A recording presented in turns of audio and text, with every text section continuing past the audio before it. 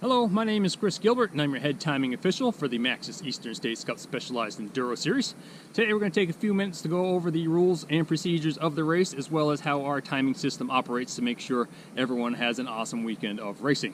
So the first thing we're going to discuss is how our timing system operates. Once you've completed the registration process, one of our officials will hand you your timing chip, as well as a red chip holder and a zip tie. So the first thing that is very important is once we hand this chip over to you, it is your responsibility to maintain possession of it. If you lose it, we will bill you for the replacement cost of $100. We would like our chip back. We don't really want your money, so please make sure you put this somewhere secure. Second thing you can do is take that red foam holder, zip tie it to the right hand side of the handlebars, just on the inside of your controls, so we can slip this chip in and out when necessary. So when it comes to race morning, be within earshot of the PA system. We will be calling up groups by class. So when I call your class, get in line, come on up. You'll hand this chip over to one of our officials. We'll put it through several different tests to make sure that it's broadcasting a signal. We have erased any previous data from any other races, as well as testing to make sure it's broadcasting a signal. Once that's clear, we'll go ahead and we'll slip that into your red chip holder, stick a second zip tie around the back to lock it in, and you are good to go to start your race run. So from there, you will go ahead and exit the staging area and begin your official transfer to the start of stage 1. So race day is finally here. Our officials down at the base of the mountain have activated our timing chip, installed it into the red chip holder, and sent us on our way to transfer to the start of the first stage.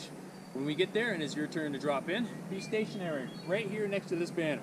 It is extremely important that you start right here next to this banner. Your time, however, does not start when you are stationary at this banner, so don't worry, get yourself ready to go.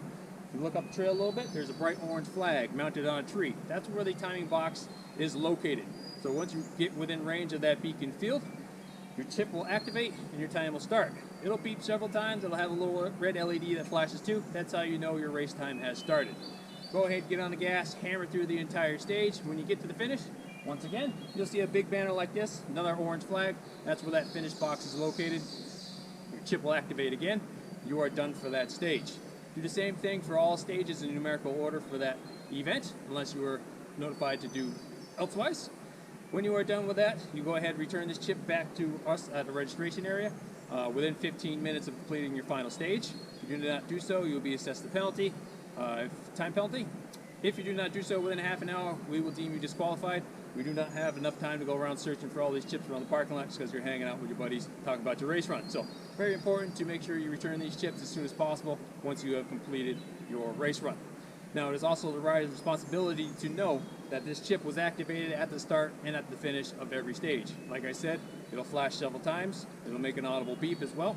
That's how you know your time has started and finished. So what I'll do right now is I'll put on the chesty cam. I'll go ahead and show you exactly how the system works. All right, so we're ready to start our race run. Like I said, stationary directly at the banner.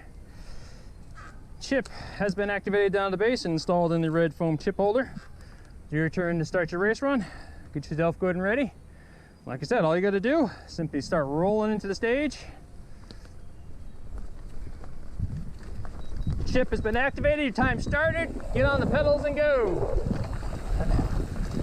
All right, now that you've completed all your stages, what you're going to do next is proceed immediately back to our registration area, where we'll have one of our officials waiting there for you to remove this chip as well as the red chip holder. What's going to happen next is I'm going to process this through their laptops, and your times will then pop up on the TV monitors we have attached to our trailer. I'll mark you down as having this chip returned, and you are done for the day. If for any reason you need to pull out due to mechanical or an injury, please make sure that we do get these chips back. They have a battery life in them. We need to make sure that we go ahead and put this through a special key that will turn it off. If you take it home with you, chances are the battery is going to die, and you will be on the hook for the cost of a replacement. As a general umbrella rule, we say any action from a racer that is deemed to give them an unfair advantage will be subject to a warning, a time penalty, or disqualification. That ruling will be made by our head timing official. I do not want to make any of those decisions, so please make sure you follow the rules. If you have any questions about what you're going to do, and if it's a violation of the rule, please ask one of our officials first. So a few things that I'm going to list off right now are some of those things that could end up with any of those penalties like I just mentioned.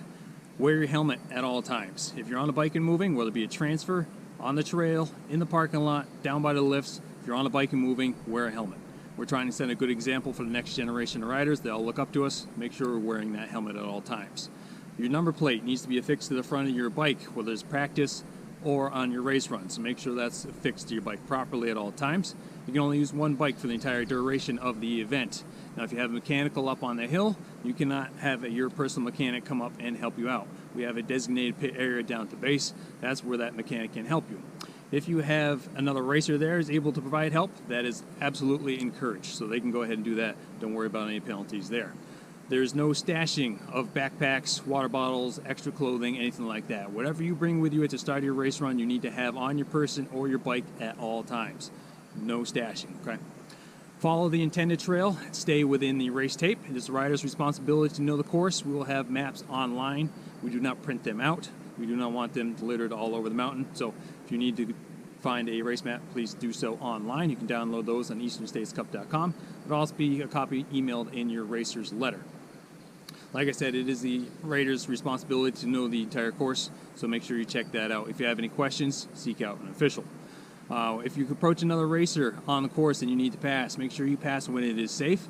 Make sure you let them know when you want to pass, on which side. Do not try to pass somebody in the rock garden, something like that, where it's going to collect both of you if somebody gets injured. Same for the person who's about to get passed. Pull over when it is safe to do so.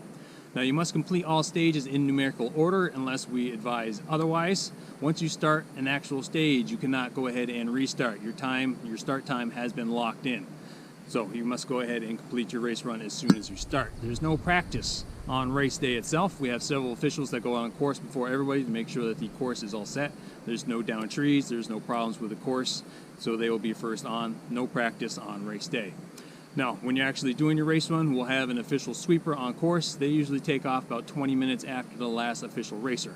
So what you need to do is make sure you stay ahead of that sweeper. They will be turning the timing system off once they receive word to go ahead and shut down each stage. So that official will have a shirt on. They will make sure that they let you know if they are starting to approach you. So just stay ahead of that person. They're great people. Usually they work a lot of times with our racers to make sure everyone finishes in this event. So please make sure you stay ahead of that individual. Additionally, anytime that a racer must leave the course to enter the pit or parking area during the course of the event, that racer must then re-enter the course at the exact same spot they left using the official transfer method for that particular segment. So if you'd like a complete list of these rules, to review them online at easternstatescup.com, please do so. Thank you very much for watching and enjoy the race. In addition to the Enduro race itself, we have several other challenges that go along with doing an Enduro race, the first of which being the Flat Tire Defender Super Stage. Now what's going to happen is an official will pre-select a stage during every Enduro event. That stage will be known as the Flat Tire Defender Super Stage. You'll know this because you see a big banner at the start of the stage that says that it is Flat Tire Defender Super Stage. From there, you don't have to do anything. Go ahead and race that stage as you normally would. The fastest amateur male and female on that stage will receive a Flat Tire Defender foam insert. And the winners from every other class will get some swag from Flat Tire Defender themselves as well. So, something very cool to do during the race itself. So we thank our friends at Flat Tire Defender for sponsoring that stage. And we look forward to running it in the 2020 season. We're pleased to welcome back the Fox Transfer Post Climbers Challenge for the 2020 Maxxis Eastern States Cup Specialized Enduro Series. Now how this works is our officials will predetermine an uphill segment on one of the transfer sections that will be designated the Fox Suspension Transfer Post Climbers Challenge. So what you'll do is you'll see a banner at the bottom, I have a time box on it. Go ahead, ride by that just like you would any other segment. Your chip will activate and you're good to go. Get to the top, you see the finish banner. Once again, your chip activates, you are done with that segment. Now this challenge does not count towards your overall race time. So if you're just like me, you're probably going to walk most of that segment. Don't worry about it, it's not going to count towards your overall race run.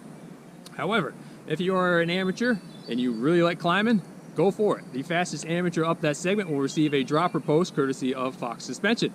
For all other category winners, you will see swag from Fox Suspension as well. Now it is mandatory that everyone chips in and chips out of the segment. If you do not do so, you will be assessed a penalty. We need to make sure that everyone is doing the same transfer and make sure everyone has a fair and safe race. So with that, thank you very much to Fox Suspension, and that is our Fox Climbers Challenge for 2020.